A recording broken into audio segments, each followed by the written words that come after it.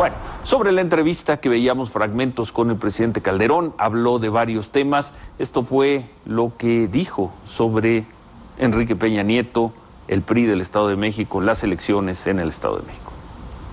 A un año de las elecciones presidenciales y recordando las del 2006, ¿usted pensaría hoy que Enrique Peña Nieto y el PRI de Enrique Peña Nieto son un peligro para México? Yo creo que no. La verdad es que depende de qué estemos hablando, Ciro. Yo creo que todas las opciones políticas son válidas y todas las opciones políticas son capaces de generar bien común o de destruirlo. Yo creo que el ejercicio que deberemos hacer los mexicanos en el año 2012 será eso. ¿Qué significa cada candidato y qué significa cada partido? Si un candidato y un partido en específico son un peligro o no para el país, va a depender exactamente de qué es lo que vayan a hacer o dejar de hacer en el poder. Y ese es un juicio todavía pendiente de realizar. Veamos las campañas, también veamos los precedentes, veamos las ideas sobre los temas, ¿no? Peña Nieto ha sido gobernador prácticamente todo el tiempo de su gestión, bueno, todo el tiempo de su gestión, y de ahí mi pregunta, ¿es lo mismo, ve el mismo peligro que veía usted con López Obrador y su movimiento en el 2005, 2006? Peligro para el país.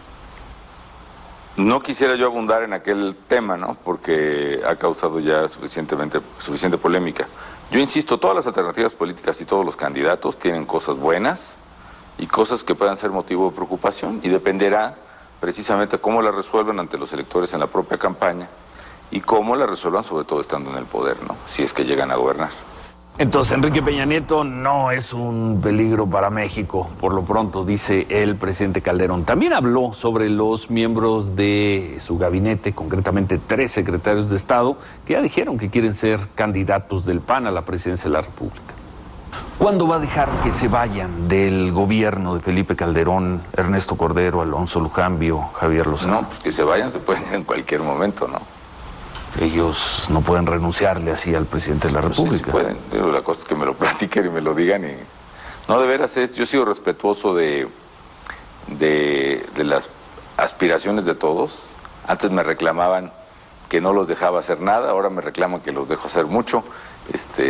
Como todo en la vida, mi querido Ciro, ninguna cosa buena que hagas quedará impune, como decía Carlos Castillo, ¿no?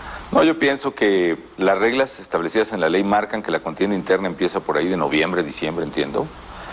Creo que el PAN tiene muchos precandidatos, esa lista debiera cortarse, pero no veo cómo pueda hacerse. En cualquier caso, en un procedimiento democrático le va a dar fortaleza al candidato del PAN. ¿Pero se pueden ir cuando quieran?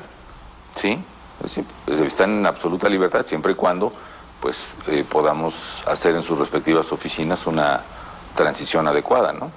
Habló también sobre el caso de Jorge Hanron y los religiosos, los obispos, a los que llamó sepulcros blanqueados. Presidente, cuesta trabajo creer que usted estaba durmiendo sin tener información de lo que ocurrió ese sábado en la mañana. Pues así es, Ciro, francamente. Independientemente de que se crea o no, así es. Pues eran las 3 de la mañana. En sábado estaba yo con mi familia, además, fuera de la Ciudad de México, y fui informado en la mañana, temprano, pero una vez. Pero además es lógico también, Ciro. Oye, imagínate si el ejército o cualquier fuerza pública tuviera que avisar al presidente cada persecución que realiza. Era Jorge Hanron. Pues sí, pero en el entendido de las personas que estaban al mando del asunto, no sabían que se tratara de él hasta que estaban ya finalmente en la casa. Se le vio muy enojado con lo de los sepulcros blanqueados, con los obispos. Pues francamente sí, a lo mejor se me pasó la mano ahí con ellos, pero son los menos indicados para ponernos ese tipo de modelos de santidad, ¿no? Podrán pensar lo que quieran, podrá decirse que ya de acuerdo con el juez Hanron, pues por lo menos debía estar libre. Yo, hasta donde entiendo, no se ha dicho que es inocente. Pero a mí me gustaría ver obispos en la religión mía, la de mis padres, la de mis hijos, la de mis más sólidas creencias, especialmente de más joven. Y aún en mi propia militancia católica me gustaría ver obispos más comprometidos con la verdad y con la justicia que con intereses políticos. 5 días después... O económicos. O económicos. 5 días después, y ya sin el calor de la reunión, mantiene lo de sepulcros blanqueados? Pues mira, es una evocación, son palabras de Cristo, ¿no? En el Evangelio, cuando se refiere precisamente a los sacerdotes del templo, ¿no? A los fariseos. Yo conozco obispos de primera, ¿no? Obispos de primera. Uno de ellos, por ejemplo, me dio clase en la prepa cuando él era apenas un sacerdote muy joven y yo era un estudiante muy inquieto. Hoy es obispo de Tehuacán.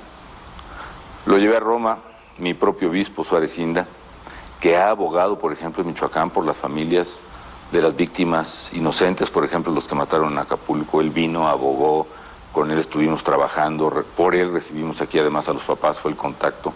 También abogó por las víctimas que han desaparecido en Michoacán. También abogó por los familiares de la gente que estaba detenida cuando se hizo la operación contra la cobertura política en los municipios. En fin, son gente comprometida. ¿No es el caso de Ecatepec y Tijuana? Pues mira, yo creo que todavía está pendiente una explicación de que por qué lo defienden así. Esto era un modelo de santidad. Tener 19 hijos con varias parejas, dedicarse a lo que se dedica, hacer lo que hace. Pues yo creo que no. Y desde luego le preguntamos sobre la reunión del jueves, sobre Javier Sicilia, sobre qué opina de quienes dicen que solo lo quiso usar, solo se quiso tomar la fotografía con él y pues del tema del crimen organizado. Por lo del jueves, presidente, hubo críticas al día siguiente de la reunión. Algunas personas decían, los políticos solo usan a los artistas y a los intelectuales para la foto. Pues no es así, al contrario. Pues no, definitivamente no en este caso. Yo tengo un gran respeto por Javier Sicilia. No tenía el gusto de conocerlo o de hablar con él personalmente pues, en toda mi vida.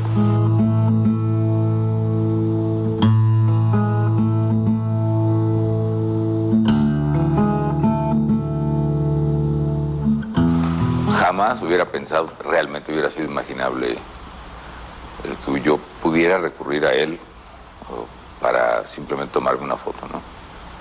A mí me interesa mucho su argumento, su tema, su dolor.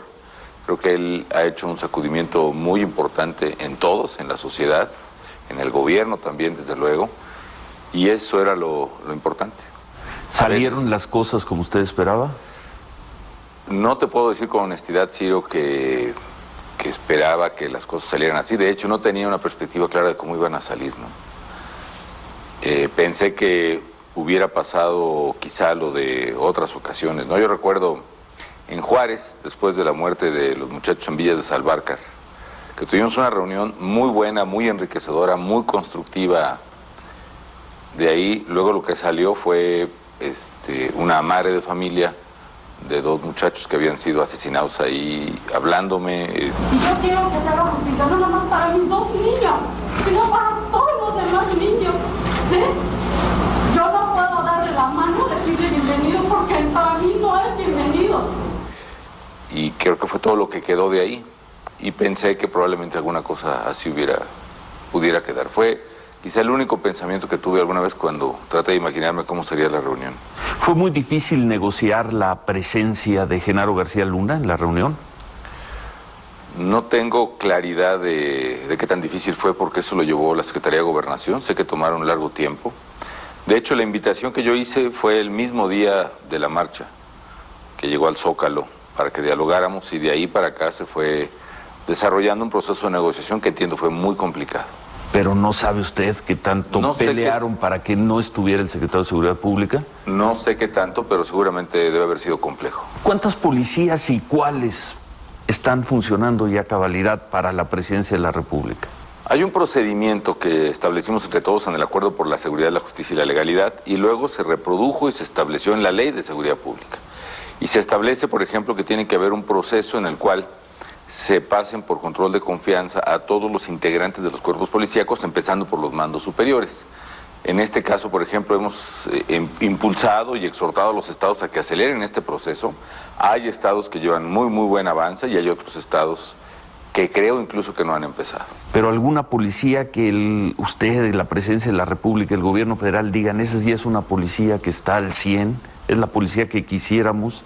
Es muy difícil decirlo, porque además si lo digo voy a excluir a una o a muchas, y entonces se puede tomar mal mis problemas, pero es un tema que vamos a revisar en el Consejo de Seguridad Pública. Nos vamos a reunir esta semana con los gobernadores, ¿no?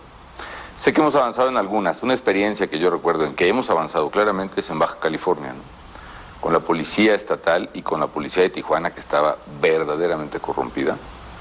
Iniciamos un proceso de depuración, mataron a muchos policías, los criminales se opusieron, llegaron a amenazar, yo recuerdo, en el peor momento de Tijuana, con matar a 2 policías cada semana.